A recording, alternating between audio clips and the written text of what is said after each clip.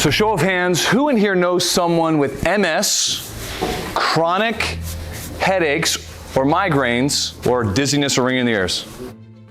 Yeah, it should become no surprise when we're asking for those referrals later on. So what if MS wasn't what you thought it was? What if it's not autoimmune? I want to share a quick testimonial of a patient. After her first visit with us, she talked about waking up feeling like she was in no pain. And the biggest part of that is she said, "You already have literally changed my life." What chiropractor has the authority to speak on MS? I'm going to touch on that, and you're going to understand why this person experienced that after her first treatment with us. Our brain is more like a pump. Let me bring it over here. And we produce about 2 cups worth of this thing called cerebrospinal fluid every single day. It has to travel from the brain to the body, back up. And when that flows through, we can heal. And when it gets kinked, that pressure has to go somewhere. And for us general contractors here, where does pressure of fluid go? What does it have to do? It has to leak, right? And I want you to remember that word, it has to leak. And unfortunately with MS, that leak that occurs happens in the brain. Can you see almost these holes that are in the head? The brain matter, see how full that one is and there's holes? So what happens is when this fluid, this cerebrospinal fluid leaks out to the brain, the body says, hey, this is a foreign substance, we need to do what it's designed to do, which is survival, and starts attacking the brain, literally eating brain matter. So MS may not be some sort of random immune system attack. It's mechanical. And what we all agree, if something's mechanical, it can be fixed. Again, a lot of people say, oh, it's random, it's genetic, it's blah, blah, blah, whatever. But if it was random, if it was genetic, why do all the lesions, meaning the holes, why do they all occur in the same spot in the brain? That leak is right near the ventricles, which is this center portion of the brain, right? And that's not random. If they were all over the place, it'd be random. It's not random. In fact, it should open the door to say, hey, this is a trail of breadcrumbs that we should continue to search for. So let's look at some things here. The villain. This is Green Goblin to Spider-Man in our body. The villain is this blockage, okay? This kink. Doesn't matter if you pray about it, you take medication, you fast, you do whatever. If this kink stays here, nothing will take place. That is the villain. And that kink can only occur in one place. Where do we think that is? The neck. Just like the hose here. It's not rocket science. In fact, it's not even a belief system. It's a law. It's a principle. And I would go as far as to say there's really no benefits to the work that we do. There's only consequences if you don't get it addressed. Chiropractic is not alternative medicine. Medicine is alternative medicine. We should be healthy. If you need something to get healthy, that's alternative. Chiropractic regulates the body to heal. So what can cause the squeeze?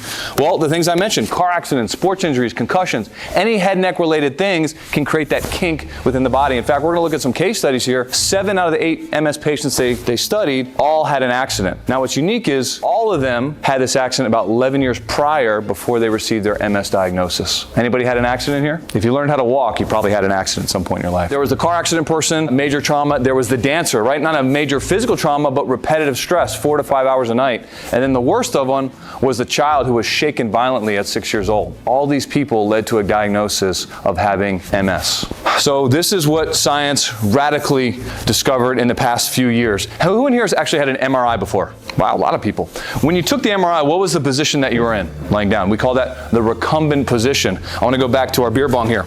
You're not taking the MRI like this. You're actually taking it in this laying position. Do you think that's easier for the flow to happen or harder? It's actually easier, right? But in the recumbent position, fluid can still flow. But that's not, we don't live laying on our back, do we? How do we live, guys? We live in the upright position. So when they started doing standing upright MRIs, we actually started to experience this blockage. And these are the same cases. You can see perfect flow, and then this is them when they're in the standing position. When we're against gravity, weight bearing, that kink starts to compress. That's what the new research is showing us. So if you got an MRI laying down, I would ask them to get another one standing up. Shows us some crazy things. This is probably the clearest picture that you can see an example of this kink. Most of you have seen this before. Can you see the kink there in that canal? That is the kink in the hose that's taking place. Okay, this woman will suffer from MS. For time's sake, I don't have the opportunity to list all of her conditions, but the kink happened right at the top of the neck. Now, I mentioned the cerebrospinal fluid. Can you see that white, murky substance building up in the brain? This was 6 weeks post-treatment with upper cervical. You know, many of us say, oh, I've tried to refer you, but they say they're covered, they got a chiropractor. They are not most likely doing upper cervical care. There is a difference. Look at the canal, removal of the kink, things can now start to flow. Look at the difference in the brain. We should all be, hopefully you're excited as I am to see that. I mean, they're literally, if you remember nothing,